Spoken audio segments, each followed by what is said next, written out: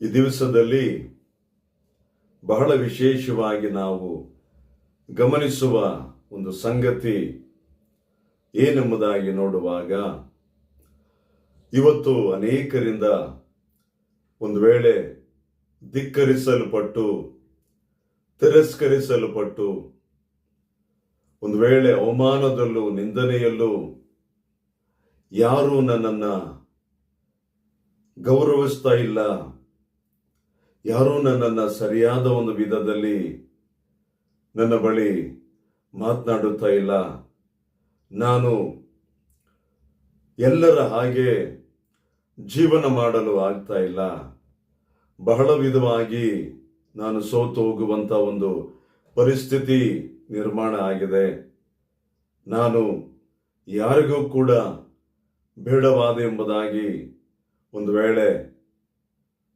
ನೊಂದುಕೊಳ್ಳುತ್ತಾ ಇದೆಯೋ, ನಿನ್ನಲ್ಲಿ ನೀನೇ ನಿನ್ನ ಬಗ್ಗೆ ಅಸಹ್ಯ ಪಡುವಂತ ಒಂದು ವಿಧದಲ್ಲಿ ನೀನು ಜೀವನ ಮಾಡ್ತಾ ಇದೆಯೋ, ಮನುಷ್ಯರ ಮೂಲಕ ಒಂದು ವೇಳೆ ಧಿಕ್ಕರಿಸಲ್ಪಟ್ಟಿರಬಹುದು, ಮನುಷ್ಯನು ನಿನ್ನನ್ನ ಮೇಲಕ್ಕೆತ್ತದೆ ಅಂದ್ರೆ ಮನುಷ್ಯನು ನಿನಗೆ ಸಹಾಯ ಮಾಡದೆ, ನಿನ್ನ ಜೀವನದಲ್ಲಿ ಯಾವುದೇ ವಿಧವಾದ ಒಂದು ಉನ್ನತ ಸ್ಥಿತಿಯನ್ನ ಕಾಣದೆ ನೀರಬಹುದು. ಆದರೆ ದೇವರು ಹೇಳ್ತಾ ಇದ್ದಾರೆ, ದೇವರ ವಾಕ್ಯ ಸ್ಪಷ್ಟವಾಗಿ ಹೇಳುವಂಥದ್ದನ್ನ ಗಮನಿಸುವುದೇ ಆದರೆ, 1 ಸಮುವೇಲ 2ನೇ ಅಧ್ಯಾಯ 8ನೇ ವಾಕ್ಯ ಈ ವಿಧವಾಗಿ ಬರೆಯಲ್ಪಟ್ಟಿದೆ.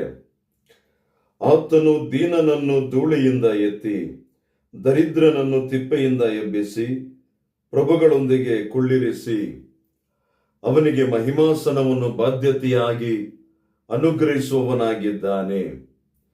ಭೂಮಿಯ ಆಧಾರ ಸ್ತಂಭಗಳು ಯೆಹೋವನವೇ, ಆತನೇ ಅವುಗಳ ಮೇಲೆ ಭೂಮಂಡಲವನ್ನು ಸ್ಥಾಪಿಸಿದ್ದಾನೆ. ದೇವರ ವಾಕ್ಯ ಹೇಳುತ್ತಾ ಇದೆ, ದೀನ ದರಿದ್ರರನ್ನ ಮೇಲಕ್ಕೆತ್ತುವಂತ ದೇವರು, ತಿಪ್ಪೆಯಿಂದ ಎಬ್ಬಿಸಿ ಪ್ರಭುಗಳೊಂದಿಗೆ ಕುಳ್ಳಿರಿಸುವ ದೇವರು.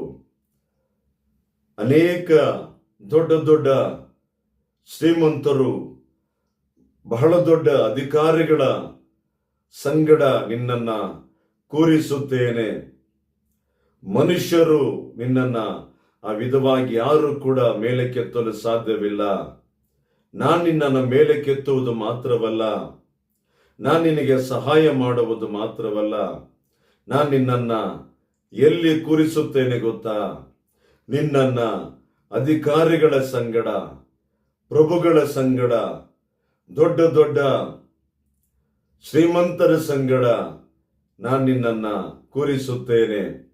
ಒಂದು ವೇಳೆ ನಾನು ದೀನ ದರಿದ್ರನಾಗಿದ್ದೇನೆ ಎಂಬುದಾಗಿ ನಿನ್ನಲ್ಲಿ ನೀನೇ ಕೊರಗುವ ಸ್ಥಿತಿ, ಆ ಒಂದು ವೇದನೆ ಪಡುವಂತ ಸ್ಥಿತಿ ಇನ್ಮೇಲೆ ನಿನಗೆ ಬರೋದಿಲ್ಲ. ದೇವ ಜನರೇ, ಸಹೋದರ ಸಹೋದರಿಯರೇ, ಇವತ್ತು ದೇವರು ಹೇಳುವಂಥದ್ದು, ನಾನು ನಿನ್ನನ್ನ ಉನ್ನತ ಸ್ಥಾನದಲ್ಲಿ ಕೂರಿಸುತ್ತೇನೆ. ನಾನು ನಿನ್ನನ್ನ ಬಹಳ ನಿನ್ನ ಒಂದು ಯೋಚನೆಗೆ ನಿಲುಕದಷ್ಟು, ನೀನು ಊಹೆನೆ ಮಾಡದಷ್ಟು ಎತ್ತರದಲ್ಲಿ ನಾನು ನಿನ್ನನ್ನ ಕೂರಿಸುತ್ತೇನೆ. ನನ್ನ ವಾಗ್ದಾನ ವಚನ ನಿನ್ನಲ್ಲಿ ನೆರವೇರುತ್ತೆ. ಮನುಷ್ಯರು ನಿನ್ನನ್ನು ನೋಡಿ, ಯಾರೆಲ್ಲ ನಿನ್ನನ್ನ ಧಿಕ್ಕರಿಸಿದ್ದಾರೋ, ನಿನ್ನನ್ನು ತಿರಸ್ಕರಿಸಿದ್ದಾರೋ, ನಿನ್ನನ್ನ ವೇದನೆ ಪಡಿಸಿದ್ದಾರೋ, ಅವರ ಮಧ್ಯದಲ್ಲಿ ನಾನು ನಿನ್ನನ್ನ ಉನ್ನತ ಸ್ಥಾನದಲ್ಲಿ ಇಡುತ್ತೇನೆಂಬುದಾಗಿ ಈ ವಾಕ್ಯದ ಮೂಲಕ ನಿಮ್ಮನ್ನ ದೇವರು ಬಲಪಡ